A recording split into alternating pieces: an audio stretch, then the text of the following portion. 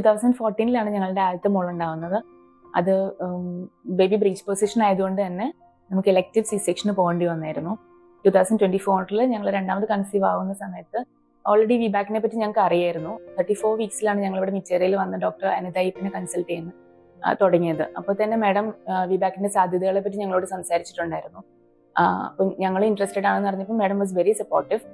Normal ഡെലിവറിയുടെ pain actually intense pain ആണ്, അതില്ലാന്ന് ഞാൻ പറയുന്നില്ല. പക്ഷെ എന്നാലും recovery wise I truly recommend normal delivery over C section. Because 10 വർഷം കഴിഞ്ഞ് എനിക്കിത് പറ്റുമെങ്കിൽ ആർക്കാണെങ്കിലും അത് ചെയ്യാവുന്നതേ ഉള്ളൂ. ആ ഒരു റിക്കവറി എനിക്ക് ഫസ്റ്റ് സി സെക്ഷൻ്റെതും ഇതിന്റെ എനിക്ക് രണ്ടും അറിയാവുന്നതുകൊണ്ട് സി സെക്ഷൻ്റെ റിക്കവറി വാസ് ലൈക്ക് ഒരു ഓൾമോസ്റ്റ് ഒരു 1 വീക്കോളം ഞാൻ എടുത്തിരുന്നു ബാക്ക് ടു നോർമൽ ആവാനും കുഞ്ഞിനൊന്ന് എടുക്കാനും ഒക്കെ.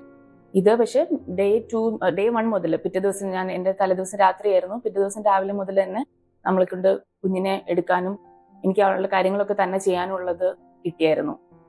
എല്ലാവർക്കും വിബാക്കിന് ട്രൈ ചെയ്യുമ്പോൾ ഒരു ചലഞ്ചിങ് ഡിസിഷനായിട്ട് ഫീൽ ചെയ്യും.